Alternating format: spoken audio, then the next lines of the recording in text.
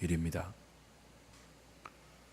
아브라함과 이삭과 야곱과 요셉을 불러서 믿음의 조상으로 세우신 하나님께서 그들의 후손을 애굽으로 이주시킴으로 창세기가 끝이 났습니다. 그리고 때가 되어서 출애굽하게 하시고 이제 역사 속에서 한 나라를 통하여 하나님의 왕국을 공식적으로 출범시키고 있습니다. 그것이 어제와 오늘 본문의 지난주와 오늘 본문의 내용이죠. 나라가 성립되려면 아시다시피 3요소가 있어야 되죠. 백성과 주권과 영토가 있어야 나라가 성립됩니다. 우리가 창세기에서 본 것이 무엇입니까? 하나님의 나라를 역사 가운데 구체적으로 출범시키기 위해서 이 나라의 3요소를 믿음의 조상들을 불러서 약속으로 주신 것입니다. 아브라함을 부르고 이삭을 부르고 야곱을 부르고 요셉을 불러서 하나님은 끊임없이 이 약속을 재차 주셨습니다. 자손에 관한 약속, 백성의 약속이죠. 땅에 관한 약속, 영토에 관한 것입니다.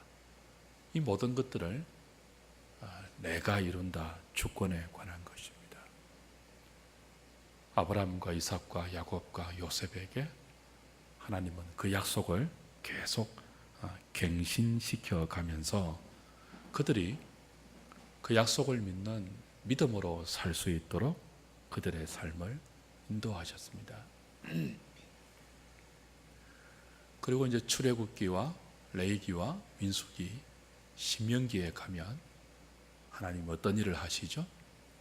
아브라함, 이삭, 야곱 개인 정도가 아니고 그들에게 주셨던 나라에 관한 약속을 이제 구체적으로 이스라엘이라는 한 민족을 통해서 어떻게 이루어 가시고 구체화시켜 가시는지를 나머지 모세오경에서 우리에게 가르치십니다.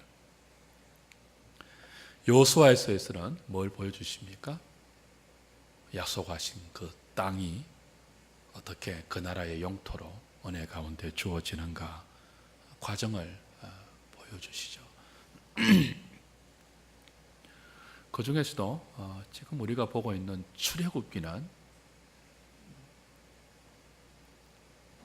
그 아브라함의 후손들이 애굽으로 이주하고 나서 하늘의 별같이 큰 민족이 되고 난 뒤 모세를 통해서 어떻게 출애굽하게 되는가, 출애굽의 과정이 전반부에 상세하게 기록되고요. 후반부에는 그 출애굽한 이스라엘 백성을 시내 광야에 불러 모아서 어떻게 율법을 주시는가, 그리고 그 율법을 통해서 그들과 공식적으로 언약을 체결하시는가, 그 언약을 통해서 이스라엘이 하나님의 백성 되고 하나님은 이스라엘 백성 되는가 하는 언약의 체결과 이 언약 체결 이후에 성막 건설로 그들 가운데 왕으로 계실 하나님의 주권이 어떻게 구체화되는가 하는 것을 출애굽기가 보여줍니다. 창세기도 그러합니다만 출애굽기의 모든 내용에서 우리가 중요하게 기억해야 할 것이 하나님의 은혜입니다. 모든 것이 은혜예요. 애굽을 나온 것도 은혜이죠. 10가지 재앙을 통해서 홍해를 가르고 나오신 것은 그야말로 은혜이지 않습니까? 그 이유도 다 은혜입니다. 광야로 인도받는 것도 은혜입니다. 시내산에 당도하여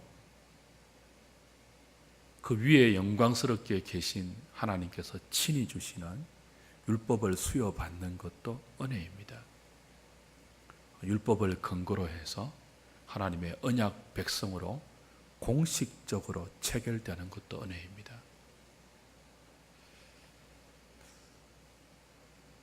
그리고 이제 성막을 25장부터 성막 짓는 내용인데요. 성막을 지으라고 하시는 것도 은혜이고 그 성막 가운데 하나님이 임재하시면서 그들을 돌보는 것도 은혜입니다. 처음부터 마지막까지, 창세기도 그러합니다만 출애굽기의 처음부터 마지막까지도 모두 무엇입니까? 하나님의 은혜입니다. 오직 은혜입니다. 그들의 조상 아브라함을 부르신 것처럼, 야곱을 이스라엘로 만드신 것처럼, 이삭을 인도하신 것처럼, 요셉을 사용해서 야곱의 모든 가족을 구원하신 것처럼, 출애굽과 그 이후의 언약 주심과 그리고 성막을 짓게 하시고 그들 가운데 거하시면서 인도하시는, 그리고 그들을 이제는 개인이 아니고 한 나라로 공식적으로 출범시키는 이 모든 것이 하나님의 은혜입니다.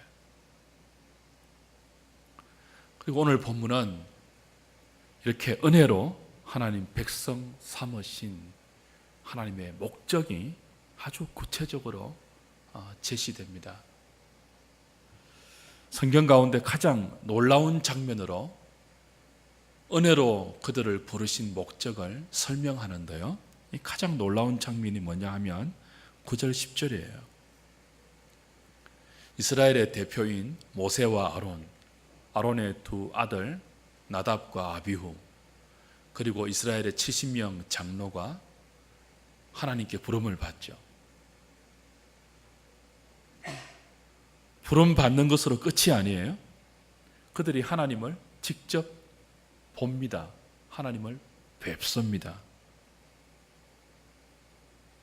우리가 출애굽기 나중에 보면 알겠지만 하나님의 그 얼굴을 뵈면 전부 죽지 않습니까? 근데 오늘 본문은 분명히 모세와 아론, 나답과 아비후, 그리고 70명의 장로들이 하나님을 배웠다 그럽니다. 배웠는데도 하나님이 그들을 치지 아니하시고 죽이지 아니하시고 오히려 뭐 했다고 하죠? 그들과 더불어 먹고 마셨다 그럽니다. 참 놀라운 장면이고 구약 성경의 대표적인 난해 구절이에요. 이걸 가지고 학자들이 많이 싸워요. 누굴 봤느냐, 이들이 얼굴을 봤느냐 안 봤느냐, 그걸 가지고 막 싸우는데 싸울 필요 없죠. 그게 중요한 게 아니니까요. 본문의 핵심이 하나님이 그들을 불러서 친히 그들과 교제를 허락하십니다. 그게 핵심이에요. 근데 여기서 모세와 아론, 나답과 아비후, 그리고 이스라엘의 70명 장로들이 하나님을 배웠는데요. 이들이 뵌 하나님은 사실 성부가 아니죠. 성자입니다. 육신을 입기 전에 여호와의 사자로 불리면서 종종 등장하셨던 여호와의 사자이죠. 예수 그리스도이죠. 성자 하나님입니다. 근데 이들이 배웠던 성자 하나님의 모습이 어떠합니까?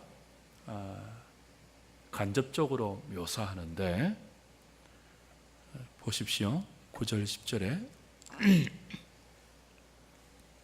모세와 아론과 나답과 아비후와 이스라엘 장로 70인이 올라가서 이스라엘의 하나님을 보았다 그래요. 근데 그의 발 아래는 청옥을 편 듯하고 하늘같이 청명하더라 그렇게 묘사해요. 그들이 본 것이 뭐냐라고 할 때 그의 발 아래 청옥을 편 듯한 혹은 청명 같은 하늘이 있는 것을 보았습니다. 그 하나님의 임재를 보았습니다. 하나님의 영광을 경험했는데요. 그걸 오늘 출애굽기가 기록하기로는 그들이 뵌 하나님의 발 아래, 여기 하나님은 성자 하나님이에요. 발 아래 청명 같은 하늘이 있었다 그래요. 청옥을 편덕 같은, 청명 같은 너무나 맑은 하늘이 성자 하나님의 발 아래에 있다는 거예요. 무슨 뜻입니까? 성자 하나님이 청옥 같은, 청명 같은 하늘을 발등상 삼고 온 우주를 다스린다는 뜻입니다. 그들이 뵌 것은 하나님의 보좌입니다.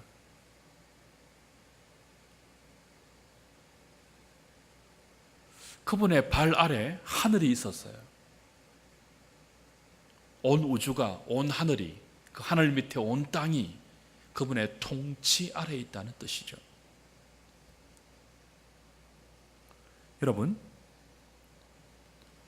성경 곳곳에 하늘이 하나님의 발등상이다 그러잖아요. 지금 이들이 본 것이 그거예요. 성자 하나님께서 하늘을 발등상 삼아서 온 땅을 다스리고 있는 거예요. 육신을 입고 이 땅에 오시기 전에도 예수님은 온 땅의 통치자였습니다. 하늘이 그분의 발 밑에 있습니다. 이분의 발 아래 모든 것이 있습니다. 육신을 입고 이 땅에 오셔서 십자가에 죽으실 때 세상은 예수 그리스도가 가장 무력한 분인 줄 알았죠. 그러나 그분은 결코 무력한 분이 아닙니다. 그분의 발 아래 모든 것이 있습니다. 우주의 모든 것들을 그분이 다스립니다.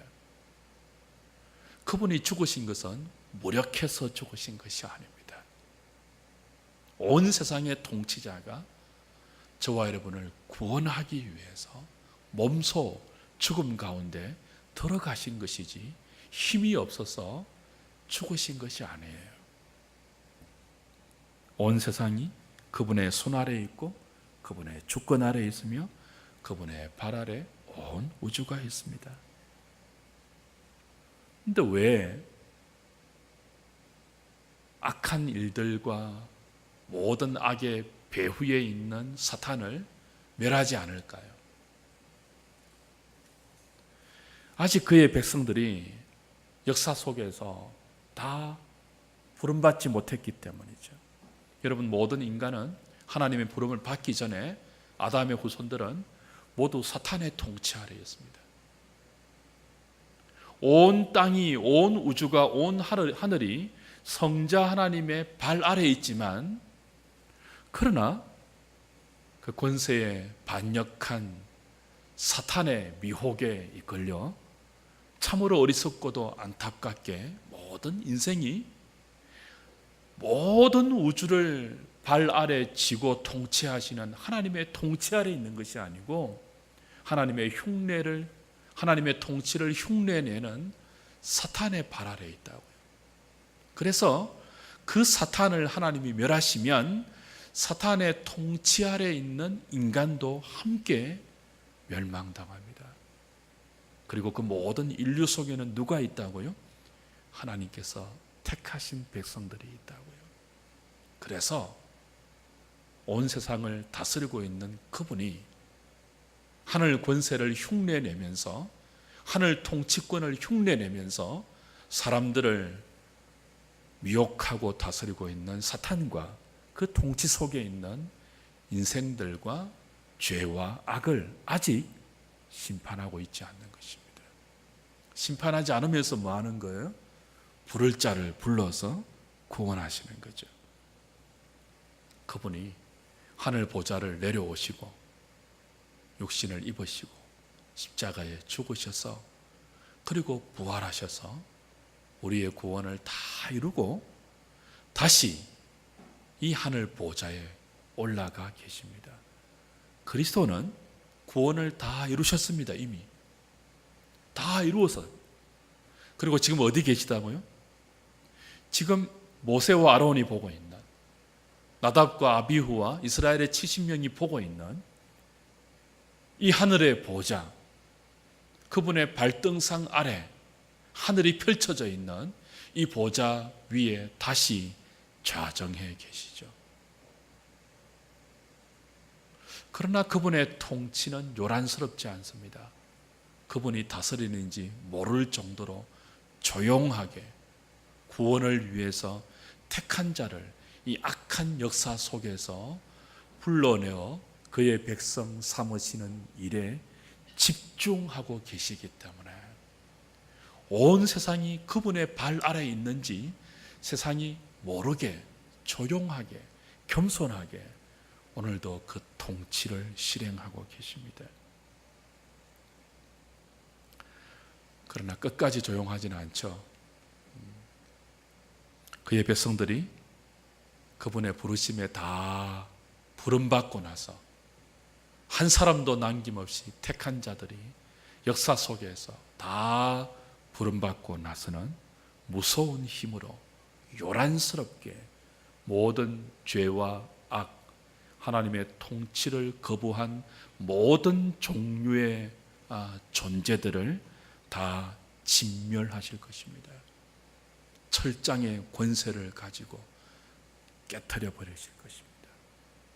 지옥에 불러 모아서 영원토록 심판하실 것입니다.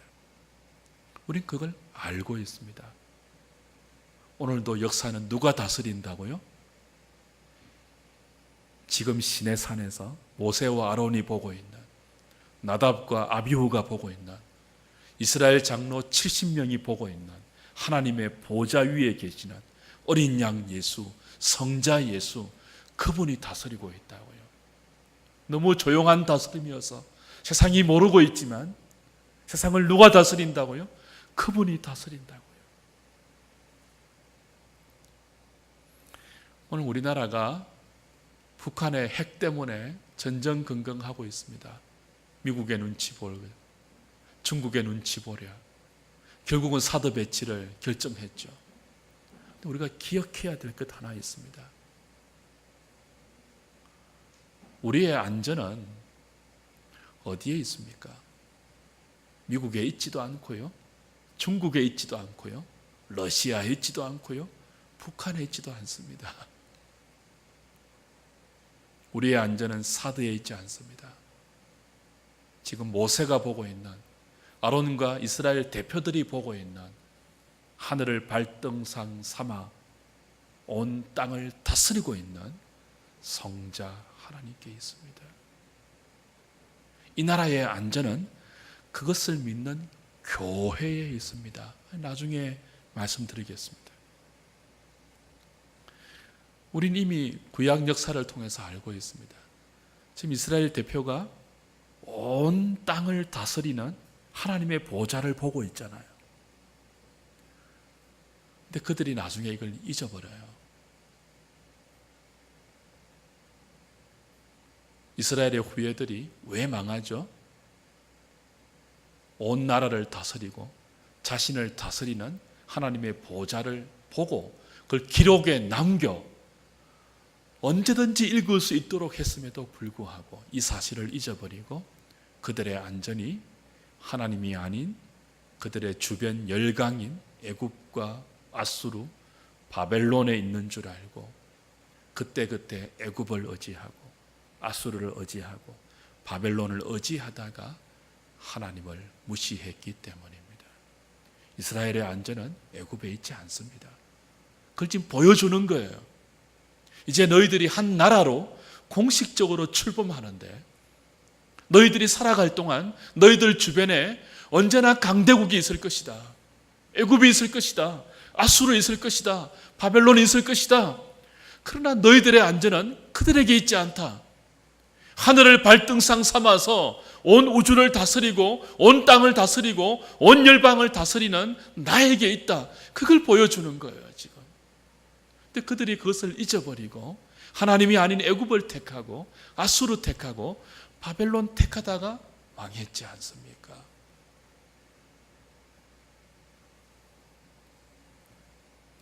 사랑하는 여러분, 지금 하나님께서 하늘의 보좌를 어디에 펼치고 계시죠? 온 세상을 다스리는 하나님의 보좌가 지금 어디에 자정되어 있죠? 아무것도 없는 광야 시내산입니다. 여러분, 여기에 하나님의 보좌가 있을 것이라고 누가 생각하겠습니까? 청와대만 해도 풍수지리 따져가 짓지 않습니까? 백악관을 아무나 짓겠습니까? 아무 데나 짓겠습니까?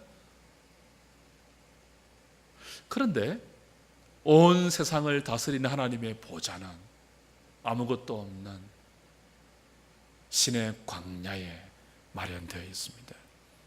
하나님의 보좌가 왜 거기 있을까요? 왜 거기 있다고 보여주는 것일까요?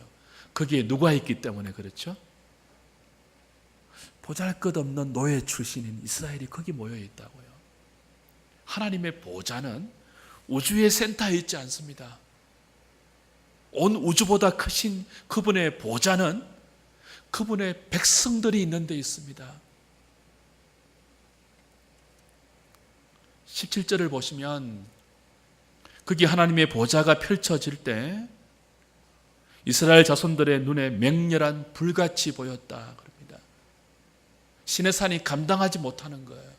맹렬한 불같이 보였습니다. 우리 인생의 눈에 그렇게 보였어요. 하나님은 그런 분이에요.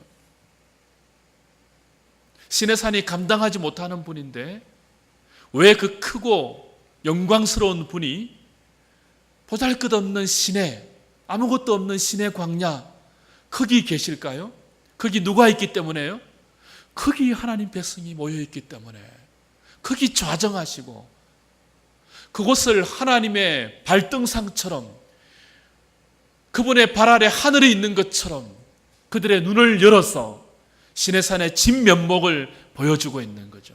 인간의 눈에 보일 때는 시내산이 아무것도 없는 광야이지만 하나님이 허락하신 그들의 영적 눈이 열려서 보일 때에는 하나님의 발 아래에 있는 청명한 청옥을 펼친 것 같은 그런 보좌가 보이는 거예요. 여러분, 이것이 무슨 뜻입니까? 조금 후에는 이제 성막 가운데 하나님이 계시겠죠.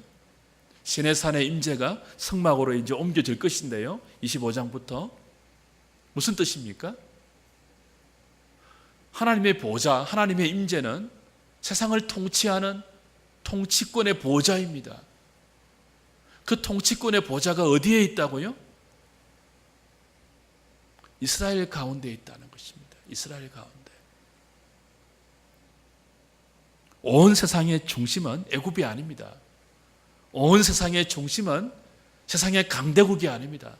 온 세상의 중심은 하나님의 백성들에게 있습니다. 그의 교회에 있습니다.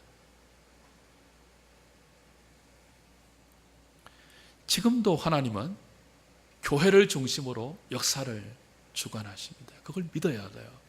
그러니까 대한민국의 안전은 사드에 있지 않고 한국 교회에 있습니다. 교회가 타락하면 대한민국은 무너집니다. 그걸 믿는 백성들이 누구예요? 신자들이에요. 세상 사람들은 이런 일을 하면 비웃겠죠. 우리는 그걸 믿어요.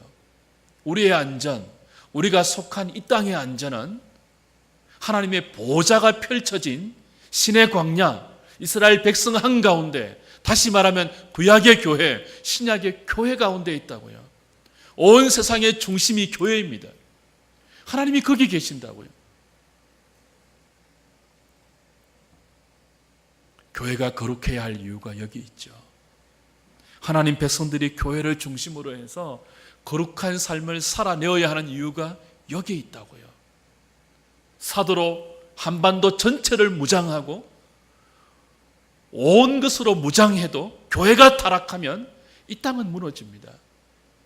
핵무기, 그보다 더 무서운 것이 하나님의 손길이에요. 하나님의 손끝 하나 까딱하면요, 땅이 갈라지고요, 바다가 육지를 덮쳐옵니다. 김정은의 마음은 하나님의 손끝에 있습니다. 그 어디에 달려있다고요? 교회에 달려있다고. 교회. 저와 여러분에게 달려있다고요. 그렇다면 교회의 거룩함이 뭘까요? 교회의 거룩함이 그렇게 중요한데요. 성도들의 거룩함이 뭘까요? 그게 오늘 바로 본문이 가르치는 내용이죠. 하나님은 이스라엘과 언약을 체결하신 후에 그들을 바로 돌려보내지 않고 그들의 대표를 부르죠. 그리고 하나님의 보좌를 보여주시죠. 그리고 뭐 하십니까? 그들과 먹고 마시는 식탁의 교제를 허락하십니다. 여러분, 거룩함이 뭐냐 하면 바로 하나님과의 교제가 거룩함입니다. 하나님께서 아브라함과 이삭과 야곱과 요셉에게 약속하신 자손과 땅의 약속을 지금 이스라엘 백성 가운데 구체화하고 있지 않습니까? 때가 되어서 개인에게 주신 약속들이 이제 한 나라로 확장되면서 공식적으로 이스라엘이라는 이름을 가지고 하나님의 왕국이 역사 가운데 출범하고 있습니다. 그것이 언약 체결의 의미입니다. 언약 체결이 끝나고 나서 이제 이스라엘 나라가 공식적으로 출범하는 거예요. 끝나고 나서 뭐 한다고요? 그 대표를 불러서 함께 먹고 마신다고요. 그들을 부르신 이유가 여기 있습니다. 하나님이 그들을 불러서 하나님 백성 삼으신 이유가 여기 있다고요. 그들과 함께 뭐 하기 위해서죠? 먹고 마시기 위해서입니다. 그들과 교제하기 위해서. 그들과 함께 먹고 마시면서 그들을 이 땅 가운데 유일하게 하나님을 뵙고 하나님을 아련하는 가운데 그 영광 가운데서 죄를 이기는 유일한 나라 만들기 위하여 그 거룩한 나라, 제사장 나라 삼기 위해서 하나님은 아브라함의 후손들을 애굽에 이주시켜서 큰 민족 만들었고 때가 되어 모세를 통해 불러내셔서 이제 율법을 주시고 언약을 맺으시고 이 거룩함을 식탁의 교제로 보이고 있는 것입니다. 사랑하는 여러분, 하나님이 이들을 부르신 것은 일시키기 위해서가 아닙니다. 뭐 하기 위해서죠? 교제하기 위해서입니다. 사탄과 교제하고 있는 온 세상 인류 가운데 이들을 불러서 뭐로 부르죠? 은혜로 불러서 특별하게 하나님 백성 삼으신 이유는 바로 한상에, 하나님의 한상에 감히 그들을 불러서 죽어야 할 그들을 불러서 죽지 않고 은혜로 보존하시면서 함께 먹고 함께 마시기 위해서예요. 그걸 성경은 거룩함이라고 부릅니다. 감히 하나님께 부름받아 그분과 더불어 함께 먹고 함께 마시고 함께 교제하는 영광을 위해서 하나님은 그들을 제사장 나라 삼으신 것입니다. 이것이 율법을 주신 이유죠. 이것이 25장 이후로 성막을 짓게 하신 이유죠. 여러분, 율법은 다시 말씀드리지만 구원의 수단이 아니에요. 교제의 수단이에요. 은혜로 구원하신 그 백성들과 더불어 하나님이 함께 먹고 함께 마시는 교제의 수단이 뭐예요? 구원과 모든 율례 하나님의 말씀입니다. 이걸 기억하셔야 해요.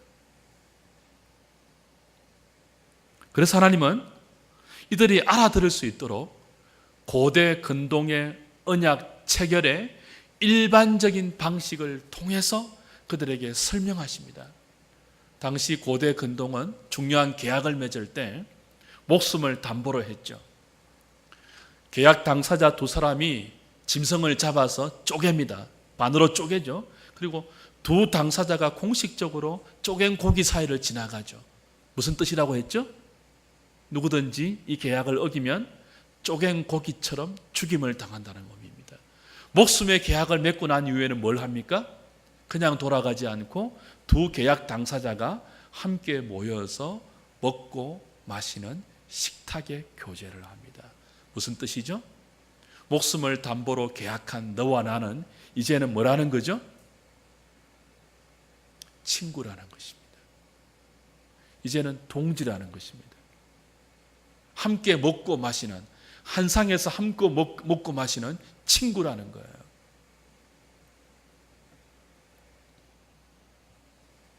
동맹이라는 거죠.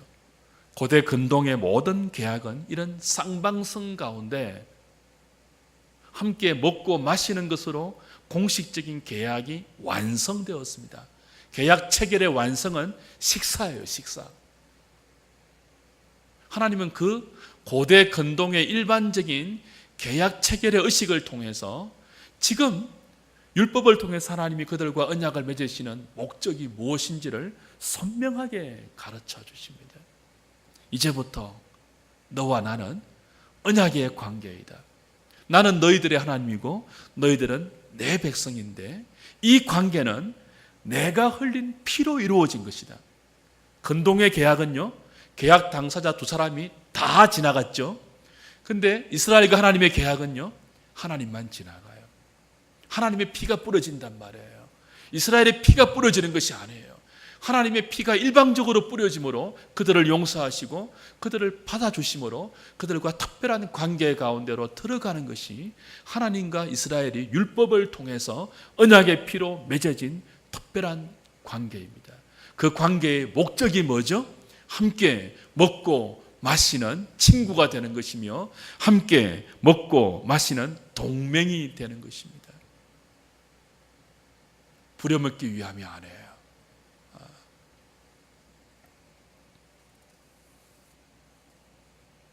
사랑하는 여러분, 이스라엘 백성이 이 언약 체결과 그들의 대표들이 경험한 영광스러운 식사 교제를 통해서 기억해야 할 것이 무엇입니까? 그들이 무엇을 목적으로 부름받았는가 하는 것입니다. 하나님이 왜 그들을 은혜로 불러주셨는가 하는 것입니다. 왜 불러주셨다고요? 거룩한 나라 만들기 위해서고 제사장 나라 만들기 위해서고 하나님의 소유된 백성 만들기 위해서인데 그 핵심이 무엇입니까? 하나님과 함께 먹고 마시는 교제에 있다는 거예요. 교회의 영광이 무엇입니까? 여러분의 영광이 무엇입니까? 성도된 영광이 무엇입니까? 하나님과 교제할 수 있는 자리로 부름받은 거예요. 그건 교회만이 누릴 수 있는 특권이고 여러분만이 누릴 수 있는 은혜이고 복입니다. 이게 무시되고 교회가 세상을 기웃거릴 때, 다른 영광을 찾을 때 교회가 속해 있는 나라가 위태로워지는 것입니다.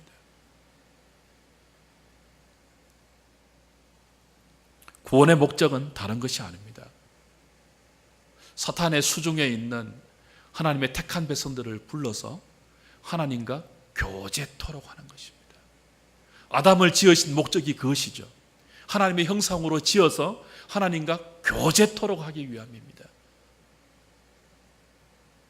마귀의 미혹에 속아 그 복된 교제권을 벗어나 사탄과 손잡은 이들을 다시 불러내어 하나님의 영광스러운 식탁으로 불러서 먹고 마시는 것, 생명나무를 먹게 하시는 것, 그것이 구원의 목적입니다.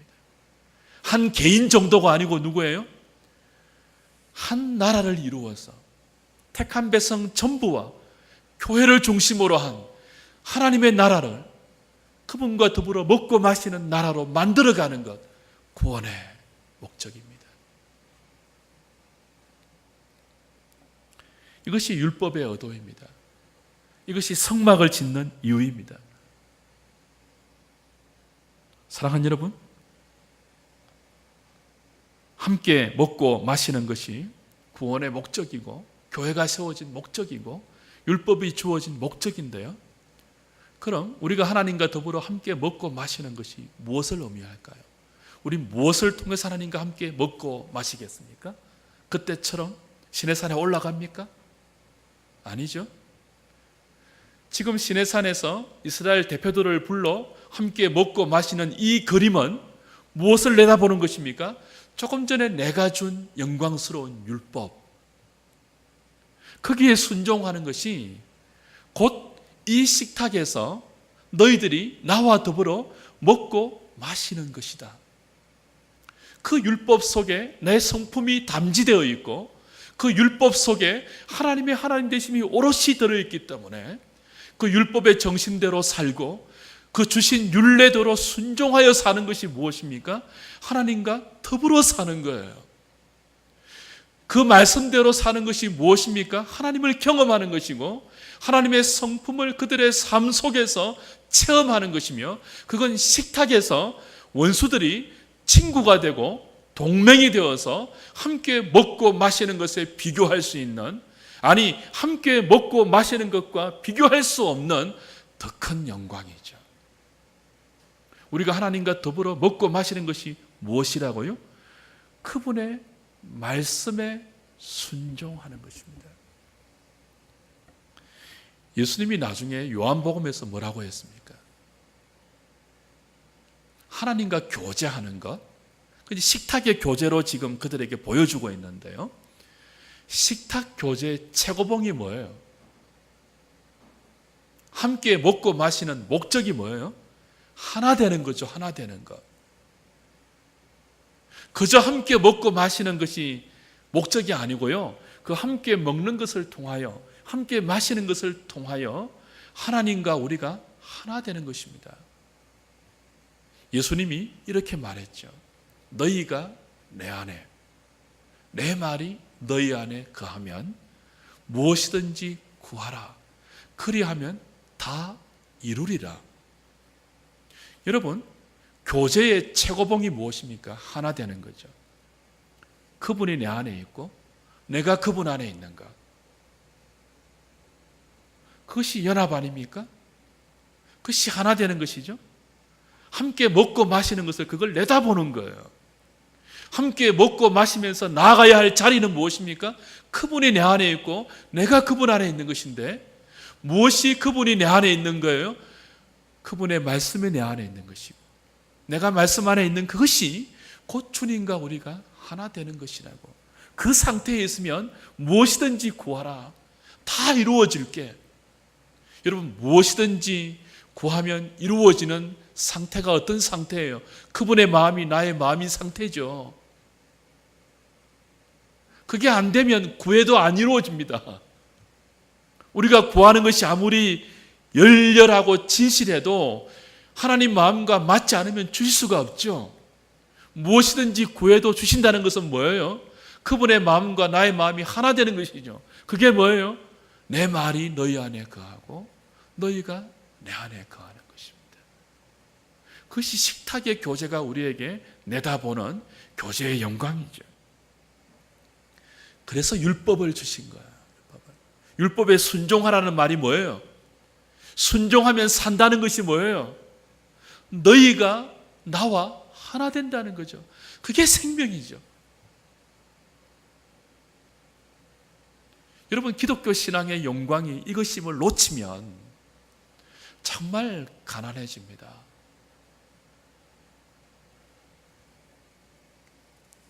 율법이 얼마나 복된 은혜의 통로인지를 다시 기억하십시오. 이 율법을 통해서, 하나님 말씀을 통해서 우리는 하나님과 함께 먹고 함께 마시는 교제를 체험합니다. 아니, 함께 먹고 마시는 정도가 아니고 하나님과 하나 되는 영광을 체험합니다. 은혜로 부르신 목적은 그거예요. 하나님 당신을 우리에게 내어주셔서 말씀을 통하여 하나님과 우리가 하나 되는 자리로 불러서 그 영광을 허락하시기 위해서입니다. 이 부르심이 얼마나 귀한 것인 줄을 알 때 우리는 거룩함을 지킬 수 있습니다. 세상 속에서 자신을 지켜 하나님이 부르신 이 교제 앞으로 우리 자신을 달려갈 수 있는 거죠.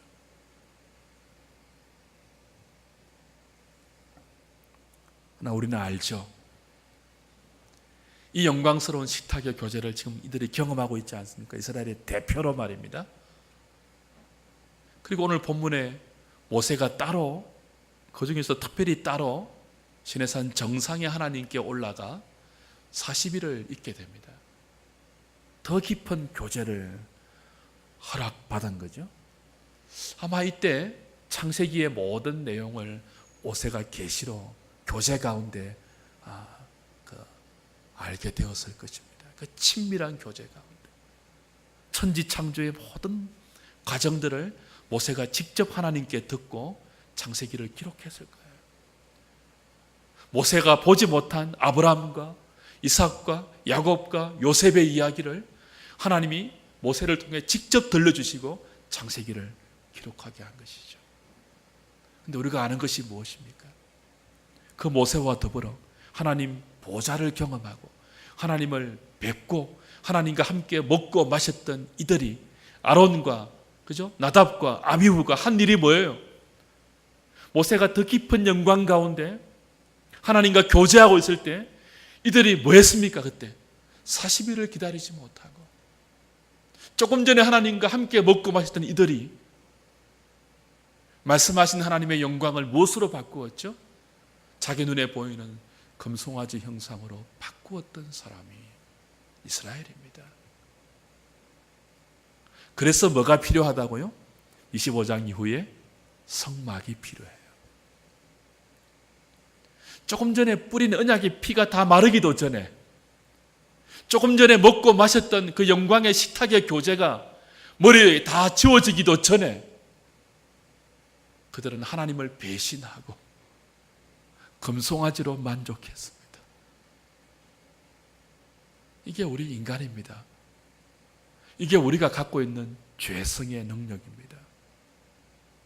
여러분, 오늘 불 받았다고 다 된 것 아니에요. 오늘 여러분이 어떤 영광스러운 체험했다 할지라도 안심할 수 없는 이유가 죄의 본성이 여전히 우리를 미혹하고 있다는 사실입니다. 그래서 우리는 성막을 지으신 하나님의 의도를 다시 기억해야 합니다.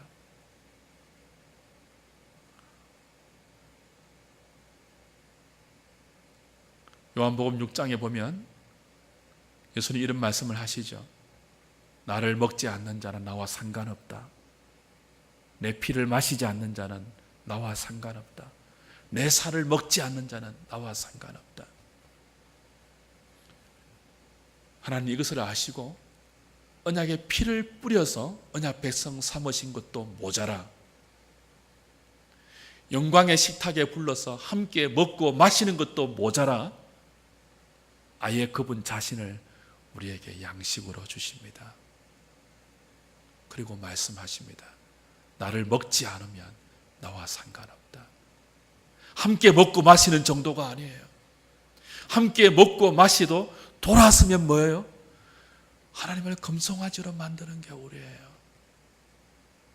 돌아서면 이 교제보다 더 좋은 교제를 찾아서 비교도 안 되는 헛된 교제를 찾아서 그 어리석고 음란한 교제 속에 우리를 내던져 버리는 존재가 우리예요. 그래서 하나님 어떻게 하십니까? 당신 자신을 우리에게 양식으로 주셔서 아예 하나님 당신을 우리에게 먹도록 내어주십니다. 나를 먹으라 그러십니다. 우리가 누구이죠? 매일매일 그리스도가 흘리신 피와 찢기신 살을 양식으로 먹으면서 주님 부르신 이 믿음의 교제 안으로 우리 자신을 몰아가는 사람들입니다. 때가 되어서 먹지 않으면 살 수 없는 것이 인간입니다. 물 마시지 않으면 살 수 없는 것이 인간이에요. 하나님의 은혜를 밥처럼 먹어야 됩니다. 물처럼 마셔야 됩니다. 그래야 금송아지 만들지 않을 수 있는 존재가 우리입니다.